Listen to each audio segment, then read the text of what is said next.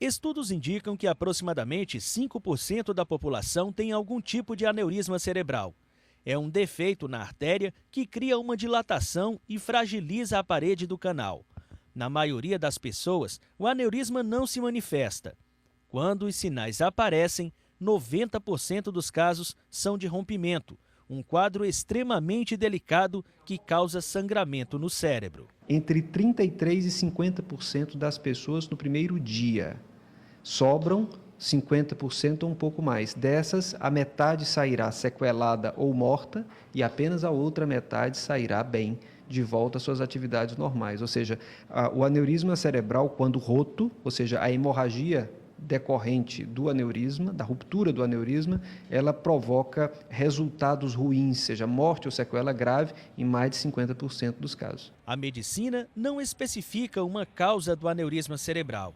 A doença é multifatorial. Fumo, hipertensão, diabetes, uso de drogas, especialmente cocaína, além do consumo excessivo de álcool, são alguns fatores de risco. O tratamento só é possível com o diagnóstico no estágio incidental, antes do rompimento da artéria. Num dos meios de tratamento, o médico pode abrir a cabeça e colocar um clipe na artéria para reduzir a dilatação. Pode também optar pela embolização, um procedimento minimamente invasivo. Você penetra no ramo arterial da artéria femoral, sobe pela aorta, sobe até as carótidas, vai até o aneurisma por dentro da artéria, isso com auxílio de máquinas especiais, e você entope este aneurisma com materiais destacáveis. O especialista ressalta: a recuperação ou mesmo a sobrevivência do paciente com aneurisma não depende do tipo de tratamento adotado, mas da gravidade da hemorragia. Ele esclarece os sintomas da doença. A pérola diagnóstica do aneurisma cerebral, da ruptura do aneurisma cerebral, é a pior dor de cabeça que já se teve na vida. É uma dor de cabeça completamente diferente de qualquer outro tipo de dor de cabeça, não se confunde com a crise de enxaqueca, não se confunde com qualquer outra coisa. Se você quer saber mais detalhes desse problema, nós estamos recebendo aqui no estúdio o neurocirurgião Emerson Brandão, lá do Hospital São Marcos. Boa tarde. Boa tarde, Amadeus. Boa tarde a todos os telespectadores. Queria agradecer a oportunidade de falar aqui sobre um assunto que faz parte da minha expertise. Estou fazendo doutorado com o tema de aneurisma cerebral, então é uma boa oportunidade para a gente esclarecer vários fatos. Doutor, eu pela primeira vez vi essa informação. São 5% da população tem, manifestando ou não tem. Assim, nós temos vários estudos e esses estudos têm várias formas de serem feitos. Por exemplo, em estudos em cadáveres, abrem a cabeça dos cadáveres e vão procurar aneurismas. E isso pode chegar até 8%, 7,9%. Né? No geral, a gente considera que 5% da população tem um aneurisma. Agora, por que em alguns casos manifesta e em outros não? Isso é muito variável. Essa é uma pergunta muito frequente que a gente escuta nos consultórios. O paciente ter aneurisma cerebral não significa que ele vai manifestar a doença, o sangramento. O sangramento está mais relacionado com outros fatores, como tabagismo e hipertensão arterial. E a presença do aneurisma está relacionado com fatores congênitos e também esses fatores que eu acabei de citar, como a hipertensão arterial e o tabagismo.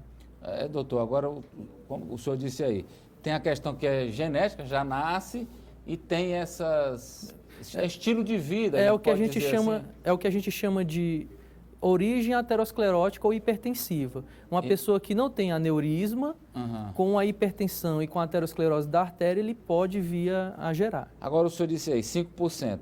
Mas dá para a pessoa saber que tem o problema antes dele se manifestar? Assim, dá para saber. Hoje nós temos exames não invasivos que podem informar o paciente se vai ter ou não. Só que existem as indicações para a gente realizar esses exames. Nós sabemos que todos os procedimentos médicos envolvem riscos.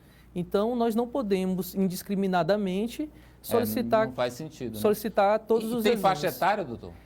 A principal faixa etária do sangramento é acima dos 40 anos, 40, 50 anos. Quem tem enxaqueca tem mais chance de ter um aneurisma, doutor? Existem alguns trabalhos que mostram Quem tem enxaqueca crônica tem um pouco mais de chance, mas Nós ainda dentro a ele, Lopes. nada, Nessa estatística horrível aí, eu e Fazemos a Eli parte estamos dentro. dela. nada ainda comprovado. Precisa de estudos mais elaborados para a gente poder afirmar isso.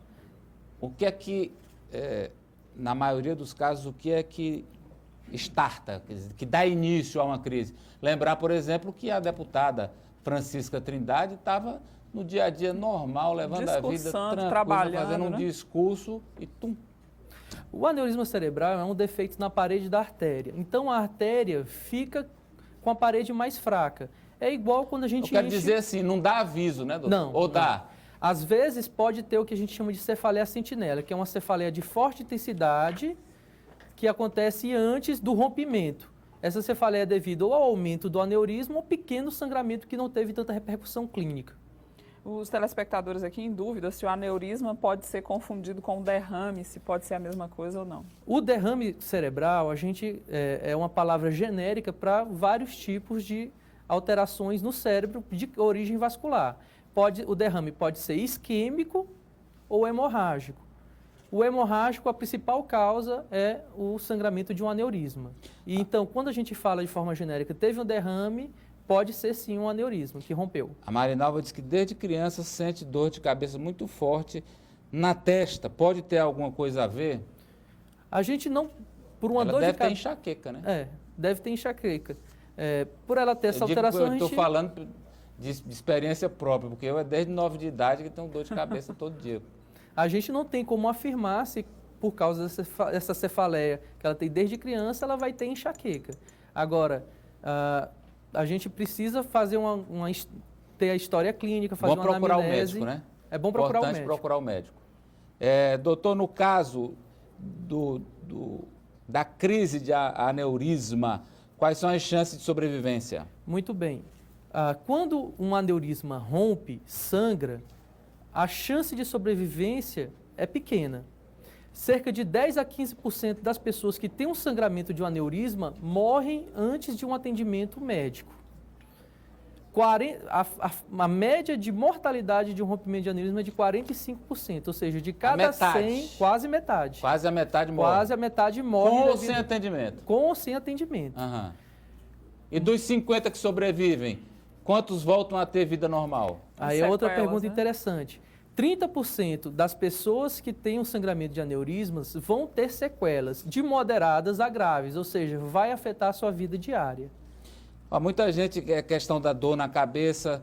Quando a cabeça fica dormente, pode ser aneurisma? O aneurisma, eu costumo dizer, ele só vai demonstrar sintomas quando ele sangra ou se ele for muito grande, causando hipertensão intracraniana. Minha mãe morreu de aneurisma. Eu posso ter essa doença, Nazaré? Sim.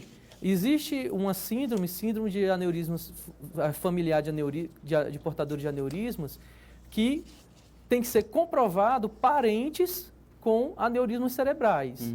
Os telespectadores aqui perguntando, doutor, se é possível, por exemplo, num check-up anual, fazer algum tipo de exame que possa detectar que a pessoa tem essa possibilidade de ter um aneurisma ou não? Não. Como eu falei, nenhum exame é isento de risco.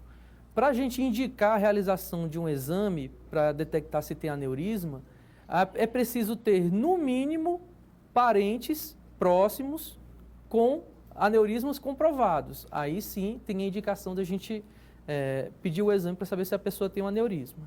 Doutor, eu quero agradecê-lo pela presença hoje aqui com a gente, pelas informações que o senhor nos trouxe. Obrigado a todos. Obrigado.